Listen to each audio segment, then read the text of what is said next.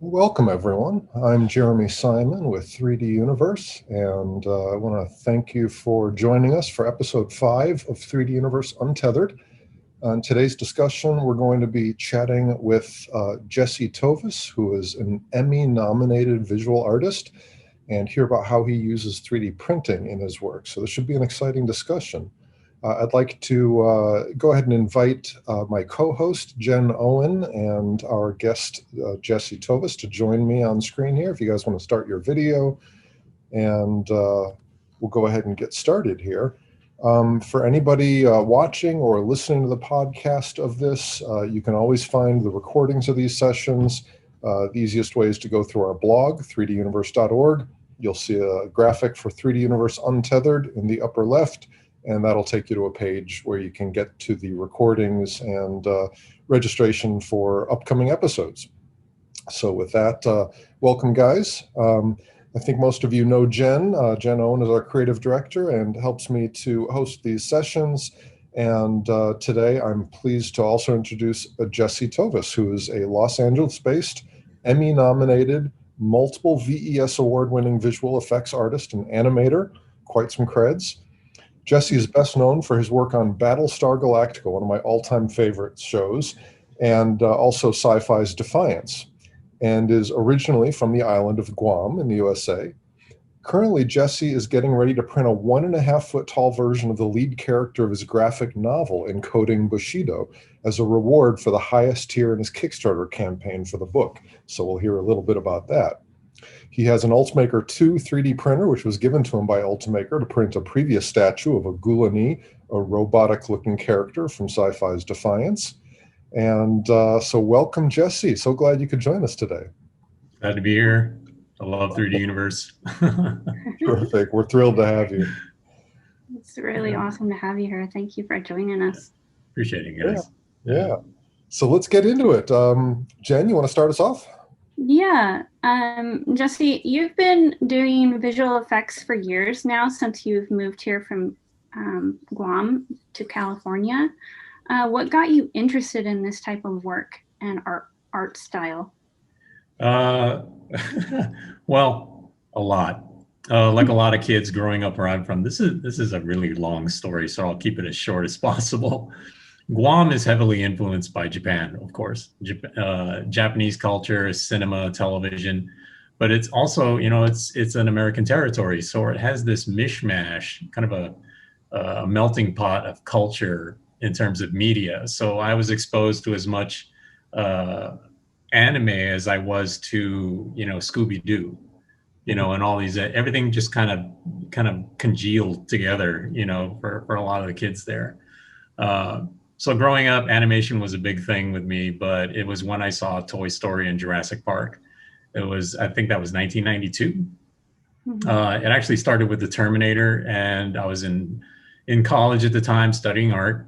And I was one of the few guys who was actually starting to get interested in computers in my program. So, a lot of people, you're watching these movies and everybody's just fascinated, like, how did they do that? And I was one of the few guys who actually used one of the only existing internet connections at the University of Guam. The terminal was free. It was the only place on the entire island you could use the internet for free. And I was on it like every single day. And like when you establish that fiber connection, man, they were just looking at me and, oh, it's him again. And what's he looking at? Oh, he's on the Pixar website, or he's on the Industrial Light and Magic something fan page or whatever. There were all kinds of weird little links at the time. But I had started applying to places like DreamWorks, and when they were just starting out, Pacific Data Images, which merged with DreamWorks. I still have all those old rejection cards. I don't know, they used to send out postcards. Yeah. I thought they were just charming. Like, I got rejected. Look, it's real. And it was like, they actually bothered to look at my reel.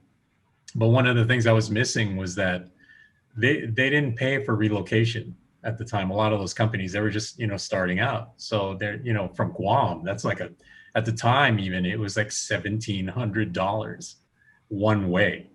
That I think I still remember that airfare. I have the ticket stub somewhere because I was just so shocked by it.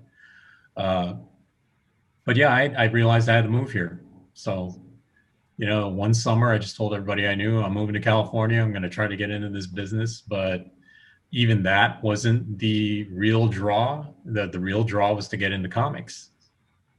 That had always been my, as an illustrator first, digital artist second. That was always my goal, like at some point to get into comics, to do comic. I didn't care what it was. And I got as close as I was going to get the summer of 1994, I think it was 95. I'd gone to Comic-Con in San Diego, met with the Marvel art director, and he was like doing this, right? Looking at my stuff, like just like really hard thinking about it. His name was Darren Auk, for those guys who remember that those years of Marvel, kind of a transition period for them into and out of bankruptcy back then. But he looked at it and he said, I'll never forget it. He said, I could give you a development script. And it was like the light went off, because they're like, all right, I've spent every penny I have coming here. I've spent years practicing. This is the closest I've gotten in a couple of years of trying. I'm like, I need to try this other thing. And within like another year, I had a job at an advertising agency. Or actually that summer, I got a job at a place in San Diego that did digital illustration for advertising, basically 3D before. And then I got into another company that did, another local company in San Diego that did video cinematics for Sony PlayStation games. That's cool. And then I made the move to LA, and the rest is history. That's awesome. Nice.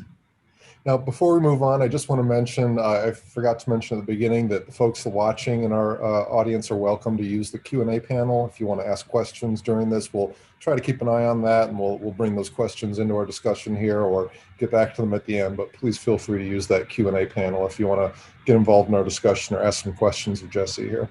So, so Jesse, you have been nominated for an Emmy Award, which is mind-blowing. I mean, that's awesome.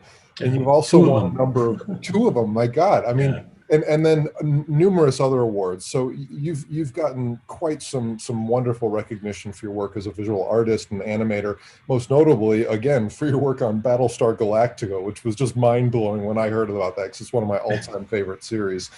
How did you get involved with that particular production? That's another long story. Okay, I'm good at telling stories.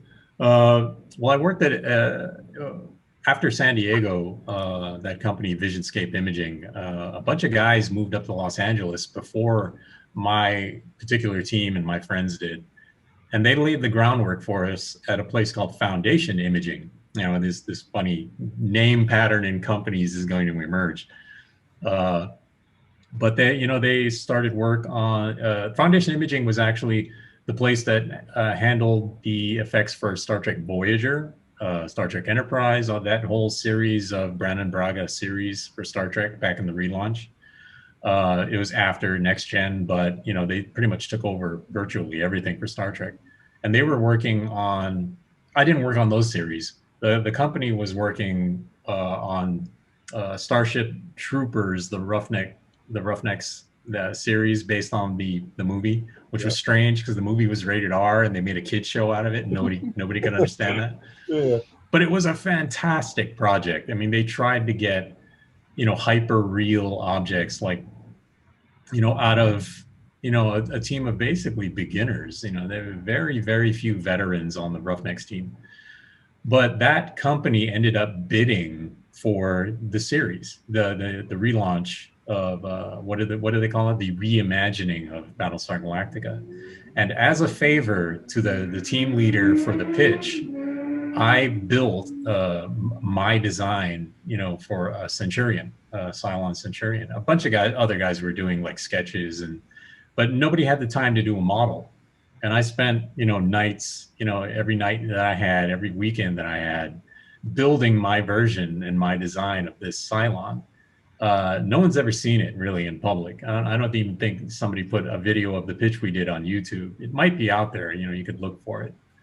But, as that favor, it didn't pan out. Another company got the work, but the person I did the favor for got the job at Zoic Studios, He called me up one day. His name's Lee Stringer. And he called me up one day and said, well, I got the job. I swore to God, I've got the job that if, I could make the decision, and I can, you would get to model the Centurion for Battlestar and Galactica.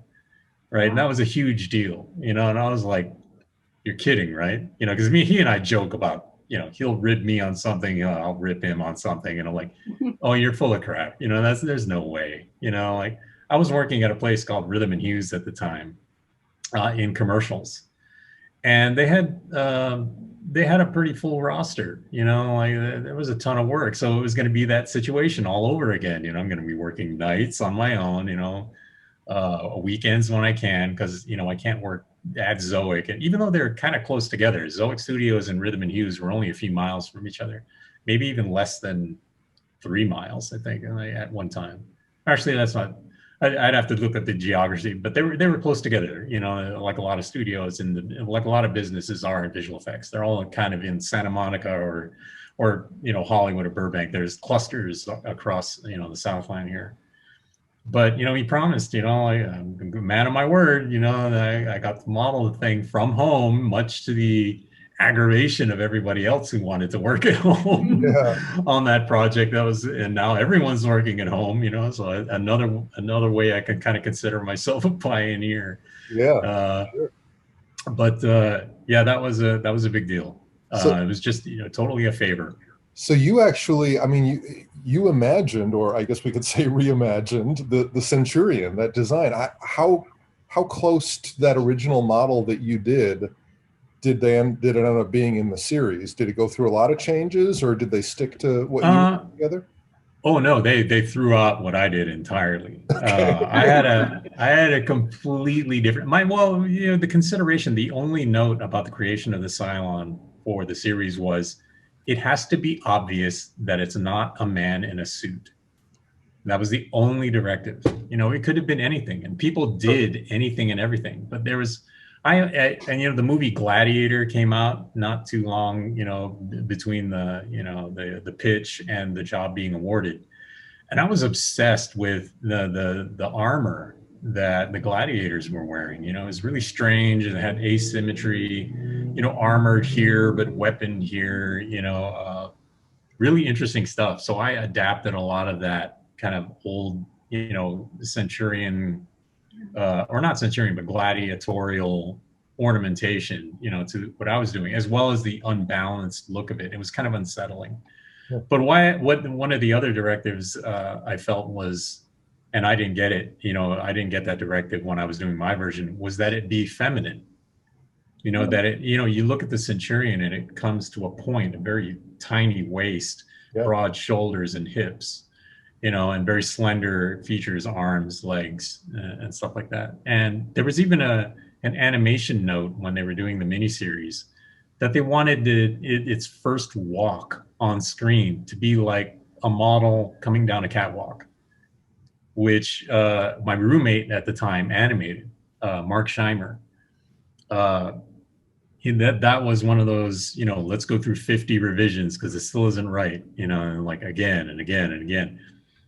And it should be noted that I kind of bookend the series that I built the Centurion, but I didn't animate a single Cylon till the season 4.5. When I officially entered, like, no longer working from home, I'm officially in the building. Now I can do all of this stuff. They brought me in at the very, very, very end. Which I'm grateful for, because I think I was the only guy who animated Cylons in the finale, like the only guy. That every Cylon you see in the finale of Battlestar Galactica, I animated. Wow. I was not told that's the way. I thought I was going to be part of a team. That they had a team of other effects guys, other 3D guys. They had a couple modelers. They had tons of compositors, and there's that one guy doing animation, in the corner. It was a great team, and I will always bring up his name, Gary Hutzel, the visual effects lord and master on that job throughout those years, passed away in 2016. he gave me every opportunity and I took it. So when it comes to Battlestar Galactica, he kept bringing me back, like Awesome.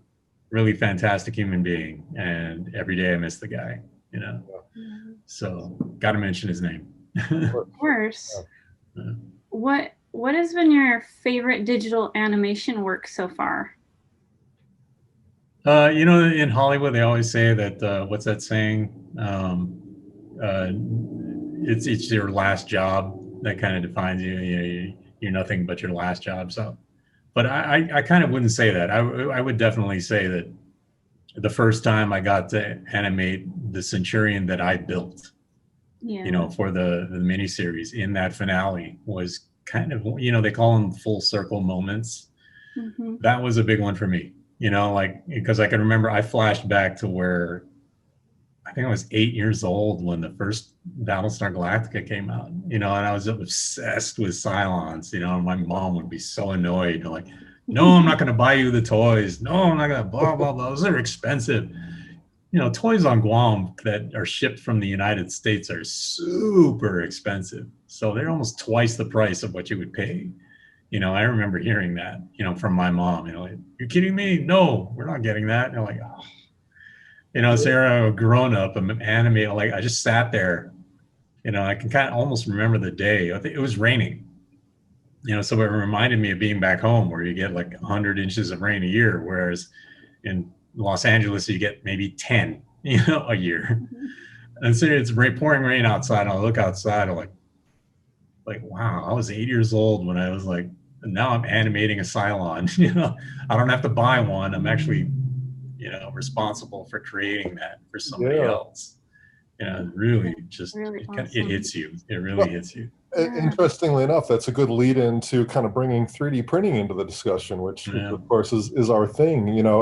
It's so, how cool is it that now you can 3D print those toys and items for yourself that you didn't get before. So how did you first get started with 3D printing?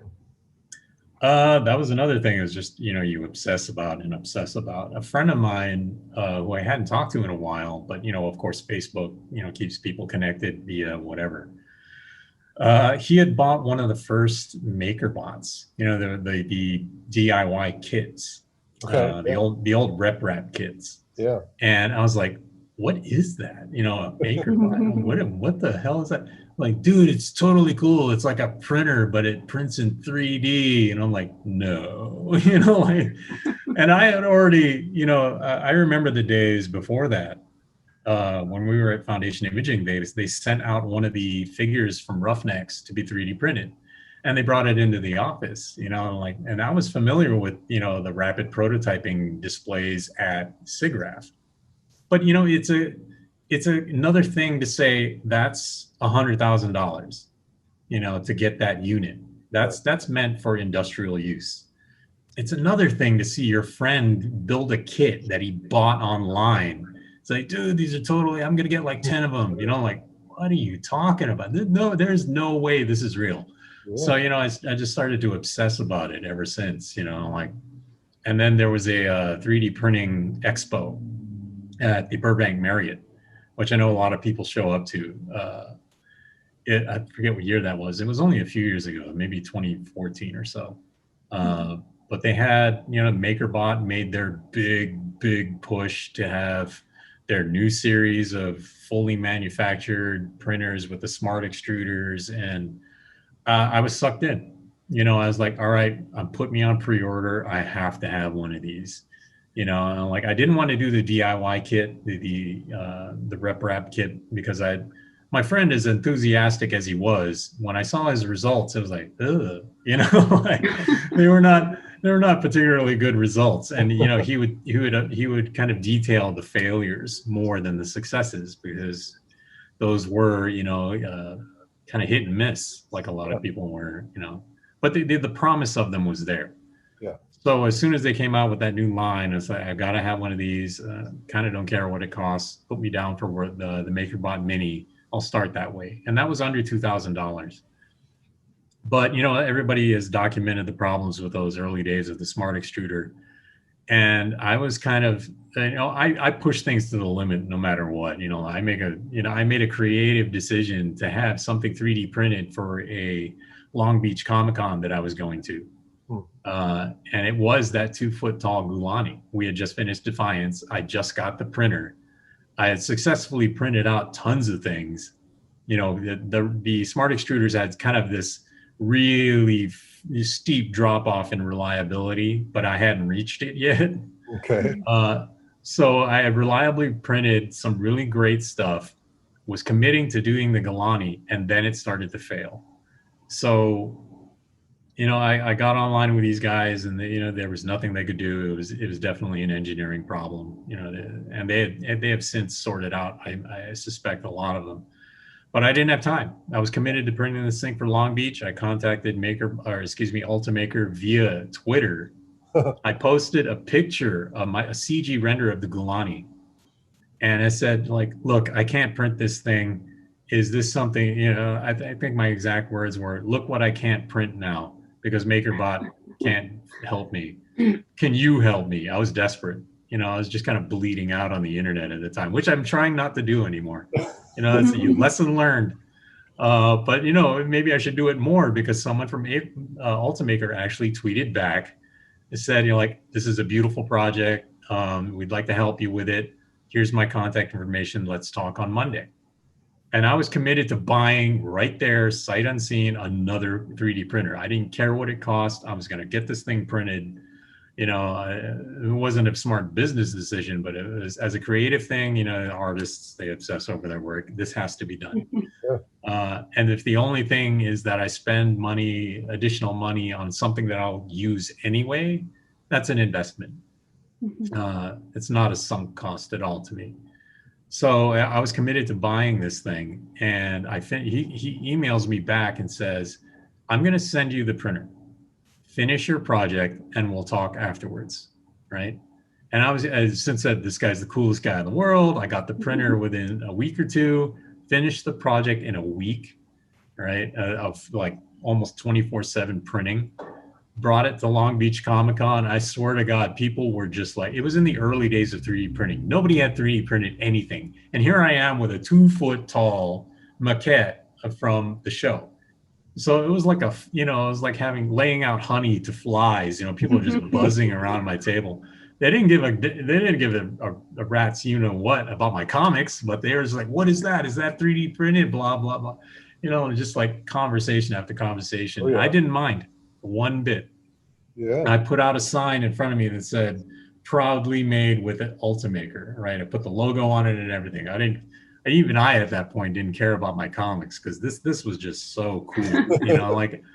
I just had this new thing, it was the shiny new object that everybody got to play with. And I remember I probably sold more Ultimakers that 2-day weekend of Long Beach Comic-Con than I can count. The cosplayers in particular were extremely interested, and every single one of them would stop by my table. Everyone who had been previously building with foam was looking at this 2-foot tall thing. I didn't know you could make things that big. And then I give them the spiel. This is how you do it. You break it up. You use the software to do blah, blah, blah, Cura, blah, blah, blah, all this stuff. Yeah. So, which everyone is doing now. You were a pioneer. Yeah, I was back in the day. I think it was only, I'd have to count, but it was less than 20 pieces total to build that 2-foot model. Yeah. And it didn't even need to be that complex because originally I had broken it up to print on the Makerbot. So there was that many more pieces. Right. But now that I had the Ultimaker, I stopped, slicing the way I was, and then I picked up halfway, and it ended up being fewer pieces just because of the volume of the Ultimaker. And that alone meant printing was, instead of a month, it was a week. But that piece I ended up mailing that to Ultimaker. Take this to the CES show, it's yours. And I remember seeing video of guys at CES hey, there's the Galani, proudly displayed in their floor kiosk. Yeah. Oh man, that was a pretty fantastic year. So of just event after event. It was I was really happy with that. And unfortunately, the gentleman, I'm going to butcher his name because it's actually Dutch, but I always call him Mathis the Dude, you know, because his last name is like Deujd or something like that. It's an odd spelling, you know, to the Western eye. And I just call him Mathis the Dude, you know, like. But he was the one who set me up with that, and he moved on to a startup after leaving Ultimaker. But another shout out to that guy if he's listening. You know, at some point we still talk occasionally. Yeah, a lot of good people over there for sure. Yeah. So you went through, had some experience with the Makerbot. You kind of switched up to an Ultimaker 2. What about these days? Are you still using that same printer, or have you tried any others? Yes, I am. I you know, it was one of those realizations about 3D printing that to get the results that I really want, I've got to send out still.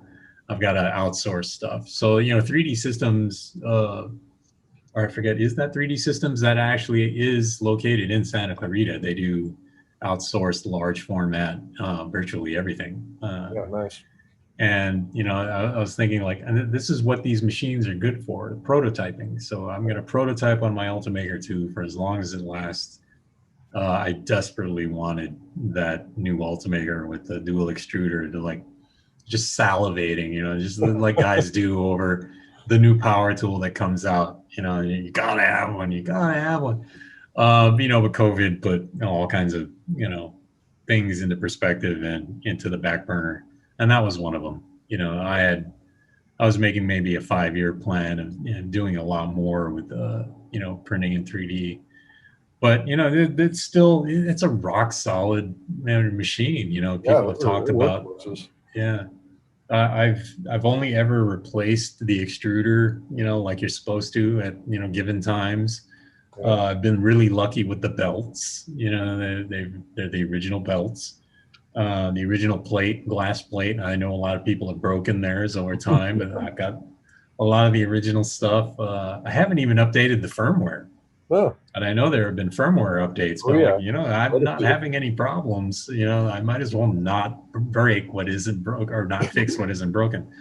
But even the firmware updates have been, you know, well received from what I've been hearing. But you know, when your plan is to get another one, you know, why go through the extra maintenance if your plan is always just to upgrade anyway? But yeah, that's just been pushed back. I will get another one. I mean, there's just too much advantage to having that solubility, you know, to having those freer forms and cleaner forms, you know, that I've watched all the reviews of, and like that methodology when you're not doing something like nylon. And I got to tell you, Formlabs' Fuse 1, just another instance of like drooling, like, it's only $10,000. Yeah. Like, only $10,000, you know, like, just think, you know, you can make usable parts, you know, from your own home. And like, yeah, you know, you just start drooling. Amazing. Yeah, it's just, you know, all the equipment out there, but it's all secondary because I always, you know, like we were talking the other day, prepping for this, like that the real end goal for me is to actually build usable things and not just pretty things. You know, that initial draw of, I'm a digital artist and you can't touch anything on the screen is still flat. You know, you can't touch hold something in your hand that you've modeled. That, you know, was the initial draw for me. And then it grew into, well, can I make things that are useful? And, you know, during COVID, you know, I've forced myself to actually adapt to making usable things or fixing things in my own home to, you know, with a 3D printer, you know, just how much can I actually do, you know, and just during this whole lockdown period, instead of, I fixed the toilet chain, you know, the flush valve in my toilet. I fixed all the broken shelf pegs in my kitchen. What else did I do? I have that little sketch kit, that little roaming sketch kit, you know, that I always use. Printed out another one of those. But even before that, one of my favorite objects that never leaves my desk is a carbon fiber inkwell that holds my two favorite brushes. So this is just, a simple protopasta filament. Yeah. And this is years old now. It's been the same one. It has a little pouring spout for extra ink to put back in the bottle when I'm done. But useful things, like how much is, I didn't have to pay for this one printer, but the filament pays for itself, at a certain point with all the simple things you can do for yourself around your house, like simple repairs, simple objects, helper objects. Yeah, it's, I'm still, every time I look around and when something breaks, in my house, I'm like, it's almost like an exciting thing. Yeah. Like it's a challenge. When you have modeling skills like you do, there's nothing you can't do. That's really exciting to be able to do custom stuff like that for yourself. Yeah. With a little bit of flair, sometimes it can be decorative if it, Yeah. But the shelf peg thing, that was an adventure because it was right around the time, a bunch of these were going bad. One of them broke catastrophically, and an entire bottle of apple cider vinegar just splooshed all over the kitchen floor. I'm like, you're the kind of guy like, I'm not upset because this means that I can use my printer to fix something. There you go. I was like, oh, the kitchen smells terrible, but I can fix this, So that was another one of those, I'm not going to the hardware store, or I'm not going to, ask the handyman to come over. No, I can fix that myself. Opportunity. Yeah. So it sounds like you're using your 3D printer for a lot of things around the house besides just characters and work stuff. Yeah, it makes it easy to write off. All the filament I get, it's either a business expense or a home expense. It was like either one. It's adaptable to so much. So one of the things that we get asked a lot from our customers is the different options and what we recommend for 3D modeling. As you know, there's just so many different tools out there these days, including some excellent free tools that are available. I'm curious what you use for some of these different projects, and I'm guessing it's different depending on whether you're making a part for around the house versus a more detailed character model or something like that. So what are some of the tools that you use? Yeah, you said I'll just say this right up front. I'm a huge open source nerd. So if it's open source or free, I'll check it out first, before I'm paying for anything. Yeah. But I also use paid software. So because of the entertainment industry and the entertainment background, I'll use stuff like ZBrush, Maya, Lightwave I've used in the past, all kinds of things from that arena, Modo, the entire spectrum of professional software. But everything from I'll have to look at my screen now because there's just too many tools to kind of play with. As always, I'm a huge SketchUp guy. I've actually used, Sculptress, ZBrush Core. I've gotten into Blender in a big way. That's been huge. But things that from back in the day, Mesh Mixer. I've even used versions of. Let me open it up here. Or different versions of Softimage back in the day, But all these objects, a lot of the software that I use were used to create objects from my past career. And then I just bring them into these open source packages. Do they export well as STLs? Yeah. So, that's the initial test, usually, is just shooting one program into another program. But, I got to say, I've leaned on SketchUp and, Sculptress in a big way. And Sculptress was actually bought by Pixelogic and became ZBrush Core and ZBrush Core Mini. And ZBrush Core Mini is free and really amazing, actually, for what it is. But yeah, I run the gamut. It was always, especially even in entertainment, it was can this do the particular problem? Can this solve the particular problem that we have on this show? and can we afford it, or is it free? How do we get it? That's usually more important to the entertainment side. And then the 3D printing side was always more driven by what's the final format? Am I going to print it on my Ultimaker? Am I going to send it out for resin, or is it going to be printed in some other exotic or some other material? What's the I'm starting to think like an engineer. Like what's the life cycle? What do they call it? The mean time between failures. Like what's the survivability of this particular object? What's the weathering? All that. I started to get really into those questions. It was fun. It wasn't just work. When it came to usable objects, like I'll actually consider that. I'll buy the filament that's appropriate to the job. I'll use the application that's appropriate to the structure or the form factor. And track a lot of things. That way. Whereas an entertainment is just like it ends up as a rendered image. Right. So. Yeah, that's a long answer to. Yeah, cool. What's the hardest part about bringing your drawings and characters to life in a 3D printed model? Oh, that's definitely. There are so many different sheets, and the idea of in entertainment is that as long as it looks right, it is right, and that's not the thing at all. When you need to print something, that's not a good rule. Like, for instance, the Gulani, there are plates of armor that hover over its own shoulders and knees. Those aren't connected to anything that you see.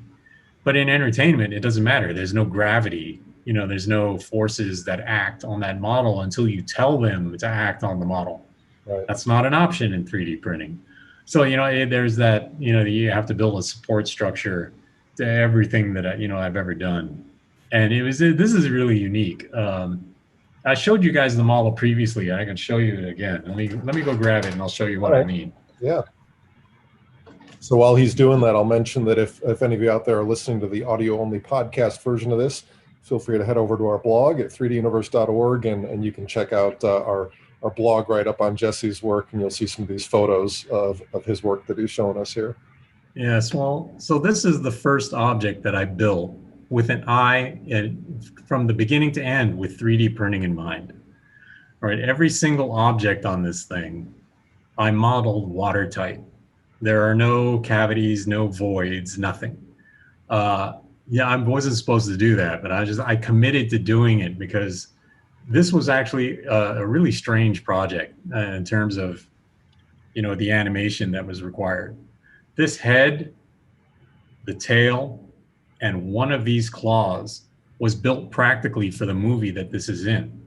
And then I attached all the other digital parts to it. So this ring around this object was built to accommodate the live action head. So, given that, kind of limitation, I went ahead, somebody actually scanned the head on set. I built a version and it was only used once in the film. But even that version is watertight. Yeah. So like when it came to 3D printing, I literally just had to put this on the bed, set up the supports, and print. That was it. Wow. So we're done. Great. So it was the only object I've ever done that for. And as far as, a round trip, I guess you would say, from beginning to end, this is ready for 3D printing, no matter what. Yeah.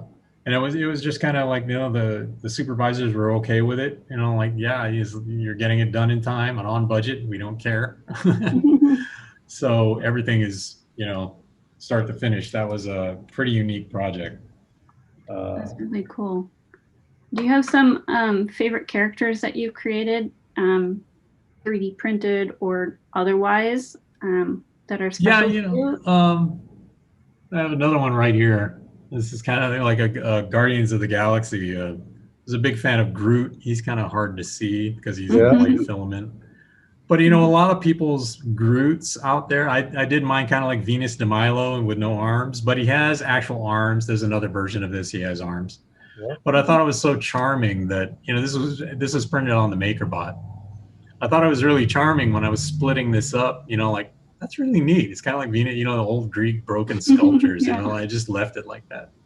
So it's one of my little desk idols. It sits on my desk as I work.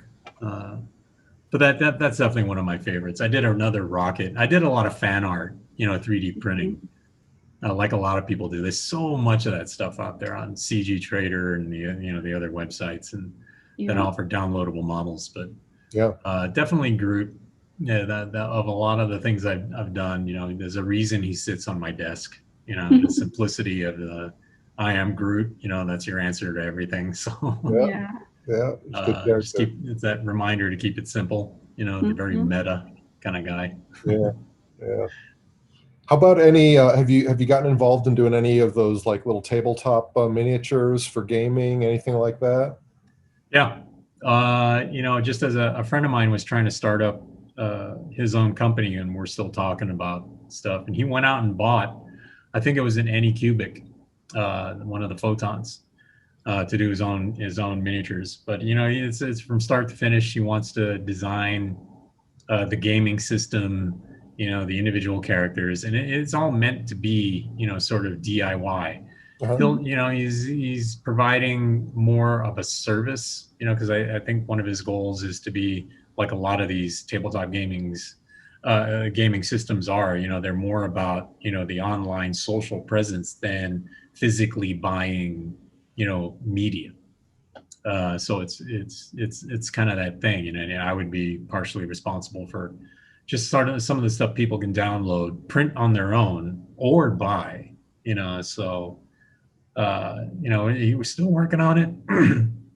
And like a lot of startups during this time, it's rough going, but he's committed to it. Like he's an old friend of mine, and I just like, this sounds like fun.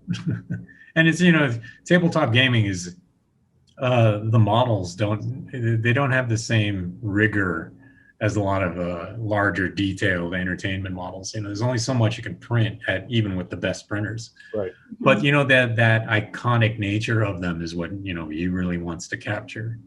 So it's more an art direction problem than it is a technical one. Yeah. But he bought a printer just to get familiar with what he was up against. Nice. And I remember telling him like, oh yeah, like you'll do fine. And like, sure thing, but like, you're gonna get just as obsessed as I am, but yeah.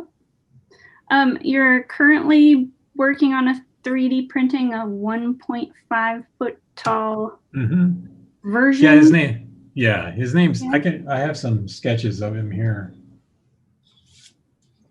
This is some of the artwork that's going out for the Kickstarter. But that's the character. It was sort of a robotic samurai. Very, very similar, in fact, to a lot of the pieces of on the Gulani. The armor's a little bit similar. But, that was a reward for the $500 level, which actually no one bought. But I'm going to continue to do it because it's something that a lot of people in the campaign were kind of, I sold out of the tier under it. So, there was interest there. Like, I can't afford that, but I'll get this. And that's sold out. So that kind of told me that people, I made a big deal about that figure. It features into the trailer as well. You see the actual data that I'm using to print in the trailer. It was the CG render in the trailer. So it's one-to-one. What's the name of it again? Encoding Bushido? Yeah, Encoding Bushido. The campaign ended on the 15th. Yeah. And this is a graphic novel that you're working on? Yeah. I offered the first 2 issues to people who wanted to start the campaign. Because I've split up the 7 issues. All 7 issues are done. They just need to be printed. So I'm giving people a chance that, 2 chapters a shot, with some extra stuff. But Anjin, the name of that character, was supposed to be that 1.5 foot tall figure. And I'm just going to keep printing it and keep updating people on it to keep the campaign kind of fresh till the next one starts. Yeah. And then, maybe, I'll either adjust the reward level or print out little ones, like 5-inch figures, That would be cool. Because those are more, a little more accessible, because shipping something that's 1.5 foot tall I wasn't going to ask somebody to assemble this thing on their own. You know, I was going to fully paint it and everything, which I'm committed to doing. But you know, over the course of the next few months, maybe even next year, probably. You know, it's a big commitment. What was that? Nice not to have that pressure of having to get it out for a Kickstarter award at a certain date, you know. Well, you know, I'd done it before. You know, I did it. You know, this was it was 6 inches smaller than the Galani. This is going to be a piece of cake. You know, I've got all that mileage. You know, I was like, all right, I can split it. I can split this into a minimum of or a maximum of 8 pieces. You know, it's like betting, like you know, Pirates of the Caribbean. You're like, I can do that in 5. I can do it in 3. You're like, oh yeah, call me a liar. I'm like, so yeah, that was I had already kind of mentally split up the objects. It was only going to be 2 arms, 2 legs, the head and torso, and then the base. You know, because I had maxed out the volume of the printer, you know, already, and I was like, oh yeah, all these pieces will fit, even the legs. So and then it was just going to be airbrushed, and I was going to borrow an airbrush. And I've already got a paint kit, some other stuff. And it was going to be easy, and, you know, from model painting back in the days. It was, you know, a lot of. I'm sure you guys find this as well, that any kid who built plastic models as a kid and got into 3D printing is already predisposed to making amazing stuff. You know, like I've seen guys out there like, I don't know if you guys are familiar with Valcro. I don't know his name. To this day, I don't know what his real name is, but he was one of Ultimaker's early champions, you know, and artists, kind of artist in residence. That guy's done some amazing stuff, but you can tell, you know, he's said it a billion times that, oh yeah, my brother and I used to build model kits and break them and burn them and all this other stuff. And then along comes this 3D printer, you know, like we can make all kinds of other stuff, you know, paint them and burn them and blow them up. And just that, you know, that level of, you know, childlike enthusiasm for a medium, you know, you can't ignore that. So. Yeah, for sure. Well, so here we find ourselves in the midst of this pandemic, and you know, we're all working out of the home. And you mentioned that earlier, that you were one of the sort of the pioneers with that approach. How are you finding it now? Are you able to still work in your industry from home? Has this impacted you much? Yep, I took a late lunch today just to work to meet with you guys. So yeah, I've been working for the past couple months totally from home. It's kind of amazing that this company, they established all of this, like a lot of the entertainment industry did, in the period of COVID, completely online, you know, with a handful of people working from the office still. And they've done it almost completely seamlessly. And I was kind of shocked that I've actually mentioned to a handful of the executives at the company, you know, like, had you been working on this prior to the lockdown? And I'm like, no, all of this, all the training, all the online training, all the online facilities, capabilities, organization, it feels like they've been doing this from the beginning. And I was like, you guys made it look easy. You know, like I signed on for my orientation. I signed on for, you know, all the NDAs you have to sign, all the other paperwork, the employment paperwork, the work itself, how seamlessly the actual software works, you know, in terms of, you know, your own VPN, you know, your own connection, your own dedicated workstation at the office, how that all works with their IT specialists. It really feels seamless. And I'm, you know, I'm crossing my fingers because every once in a while the little gremlins pop up and nobody knows where they're coming from. And, it, you know, working from home makes it more difficult, but you know, crossing my fingers, you know, it's been pretty spectacular, actually. That's great. So.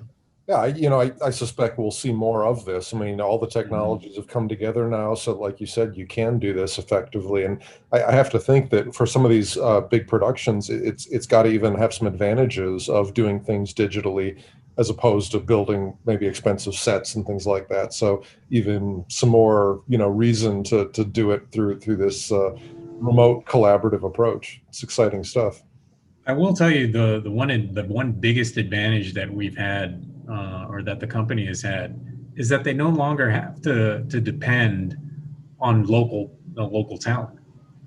there are people that have moved away, that they've regretted letting go, and like, oh, I'm moving to Georgia. I'm like, hey, we can still hire you. Like, Yeah. you got a T1 connection? I'm like, all right, we're Yeah. good to go.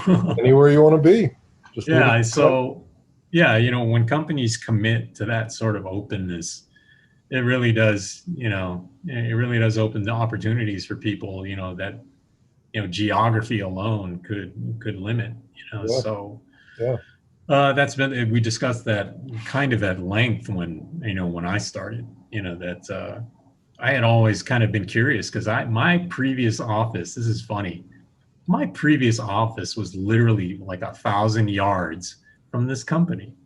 I could have walked down the street, and, hey, you guys hiring? And like, uh, it's just kind of strange, that the two companies I worked at most recently are basically neighbors, but now I'm working from home, so there's both irony and, kind of meta characteristics to that whole story. A new world. Yeah, the whole new world. Yeah, brave new world, as they say. So any other projects that you're working on right now, either 3D printing or otherwise, just anything other than the projects we've talked about? Well, just just fulfilling the Kickstarter rewards is a project in and of itself. But, Sure.